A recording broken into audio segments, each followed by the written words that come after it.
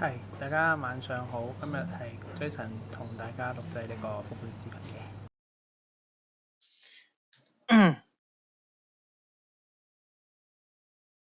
係，大家晚上好。咁今日繼續去做一個復盤嘅工作。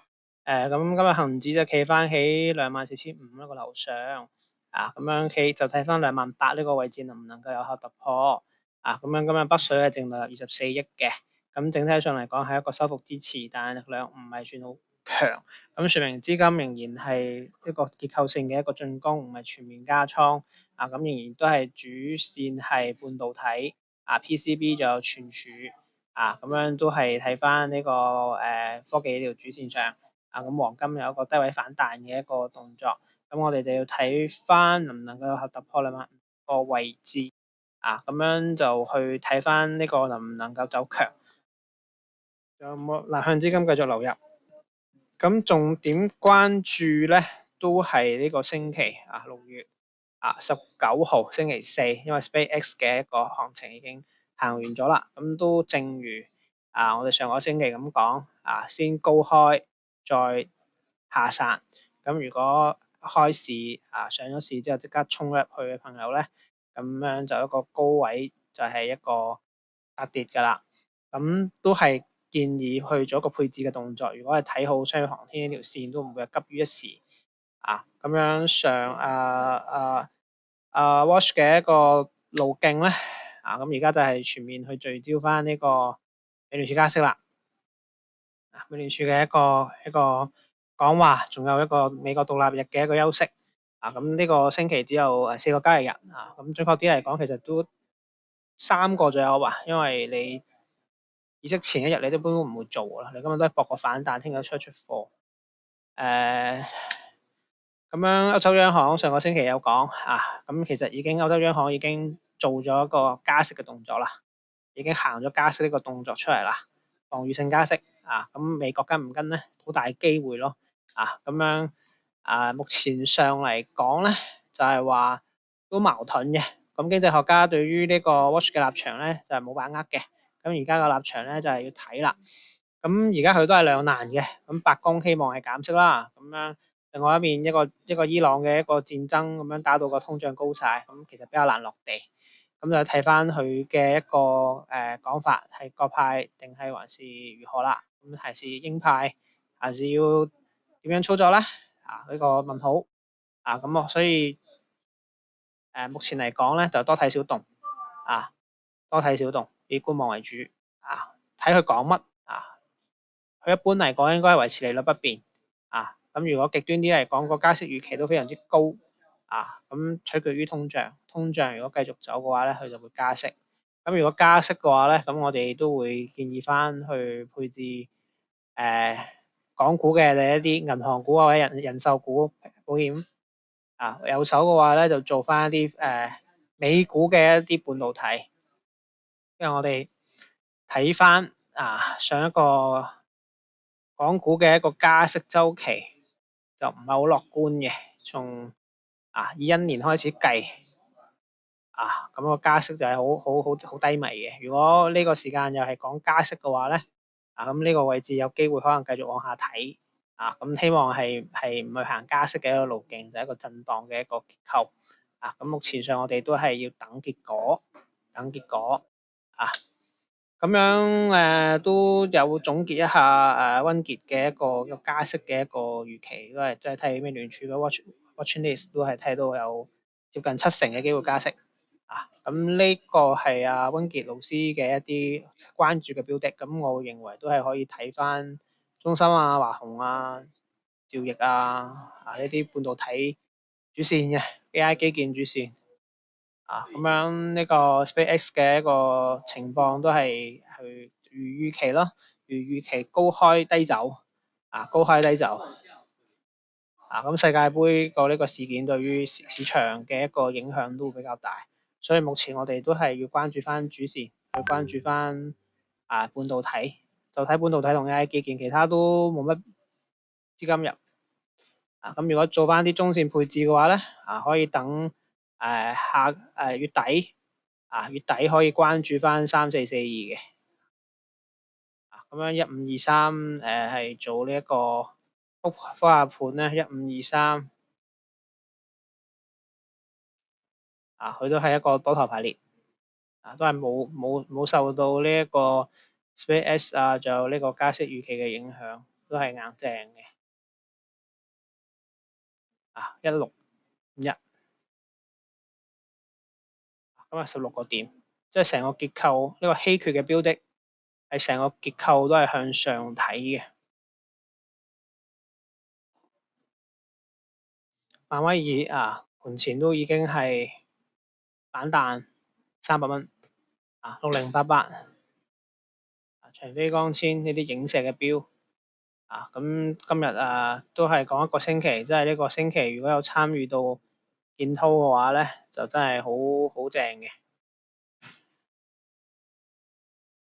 建滔過去呢一個星期嘅表現真係非常之誇張，一個星期嘅升幅60%，非常之誇張，都係 PCB 一個主線嗰度海力士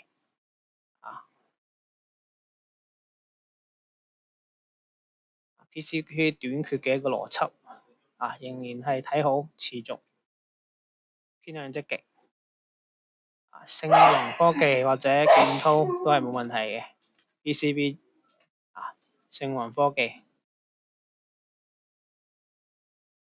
配啲長線嘅朋友都係睇翻半導體，亞洲半導體呢啲美股嘅呢一個增強型指數咁樣星期四係講緊呢個加息會議，咁而家今日復盤都想重點去講下呢個加息會議嘅呢個節奏咁樣上嚟講都係睇翻半導體主線因為加息呢件事情咧，其實就係話資金回流翻美國，同埋市場上面參與嘅資金係少咗嘅，咁佢一定係賣最強嘅一個標的或者所以係一定係半導體咁另外咧就可以配置翻高息股，因為加息嘅話就係對於銀行對於利息肯定係敏感嘅高息股，然之後咧富邦嘅呢個高息股咧都係可以嘅，咁呢啲上個星期講過嘅咧就再重複下，集中投資，減少操作頻率，倉位加減風險，然之後投資中嘅一啲倒花順氣嘅一啲節奏上嘅問題仲有一個而家嘅一個情況就話一定要用一個 ATR 嘅一個止損法則14天就一般上股票上嚟講咧就用3倍計翻出我哋嘅一個止蝕位，一個止盈位咁一般上你止蝕可以用3倍 ATR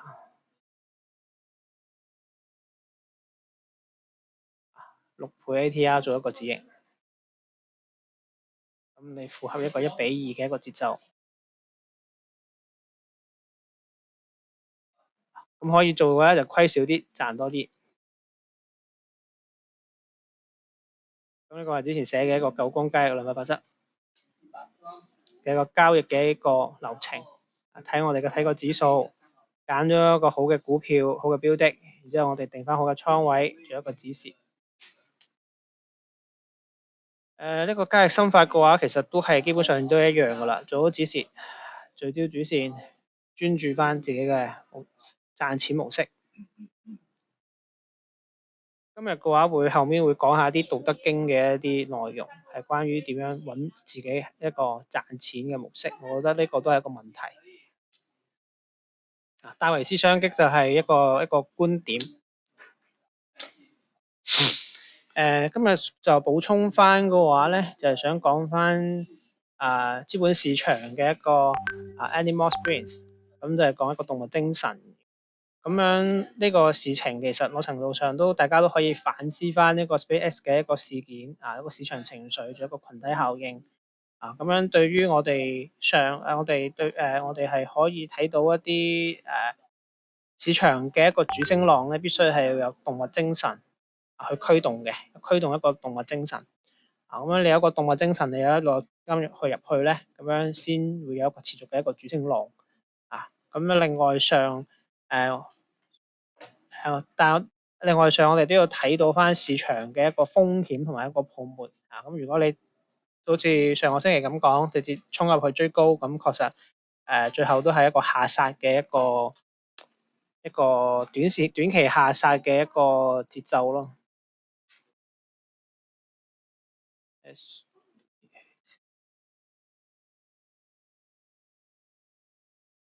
咁都係同預期一樣，直至呢個高開，然之後高開之後後半嘢直至一個下殺。咁預期嚟講，睇下下個星期啦，睇下美聯儲加息之後，對於呢個 SpaceX 嘅標的有冇一個長線嘅一個走好走強，咁都需要時間去驗證。但短炒入去嘅話，都係一個承擔一個風險咯，一個高位回踩嘅一個動作。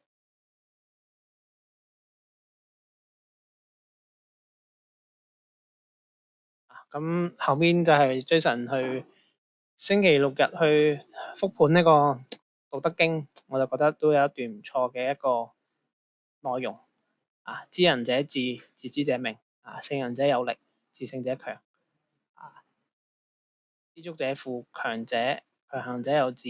不失其所者久。死而不亡者壽。即係話其實你要去了解、認識到自己係合適邊一種模式。你係做一個短線咧，你一定要帶好一個止蝕。你要做一個價值投資咧，你要做一個穩健嘅一個投資者咧，就係去做一個ETF。即係你要去知道滿足先係富有嘅，並且係堅持身體力行去堅持你嘅方法，堅持你嘅價值觀。你要揾到合適你嘅一個模式。咁我呢個復盤亦都係針對大家會員朋友，有啲係要做 ETF 嘅穩健嘅，有啲係要做短線嘅，但係短線你一定要做一個止蝕，必須做一個止蝕，然之後咧帶翻一個闊嘅一個止盈。如果你更進階嘅話咧，可以做下啲衍生品，牛熊證或者期權去加大翻你嘅收益，做翻你嘅防守，都係冇問題嘅。但係你一定係要了解你係自己嘅工作係一個短線嘅炒家咧、玩家咧，定係一個長線嘅一個配置型嘅一個模式咧？咁決定咗你嘅一個風險。咁你先知道你嘅一個盈利。咁你重複呢個動作，可能呢度輸1蚊，呢度賺2蚊，重複呢個動作，你重複365日，重複10年。咁你嘅一個資金曲線圖一定係穩定上升嘅。佢當然佢中間肯定係有一個波動，拉升下跌，拉升下跌，拉升下跌。但係你個模式係合適你自己嘅，你嘅一個資金曲線圖，你嘅一個資產增值，你先係穩健而長久。係一個咁樣嘅一個節奏。咁大概呢啲就係方法啦，都係啲交易方法嘅嘢。咁我哋而家係有同呢個 NewTV 同埋 ViuTV 去做合作嘅，做廣告推廣嘅。咁你可以參與呢個呢個世界盃嘅活動，有一個積分。大概喺呢個位置點擊。然之後就係呢個入金有獎勵啦，然之後轉介紹有獎勵啦。大概係咁。咁今日嘅一個復盤分享就到呢度。咁有問題嘅話咧，都可以同 Jason 去交流。最緊要就係我覺得就係要去揾啱自己嘅方法，揾啱自己嘅方法。了解翻自己，咁樣先會長做長有。多謝大家嘅收聽。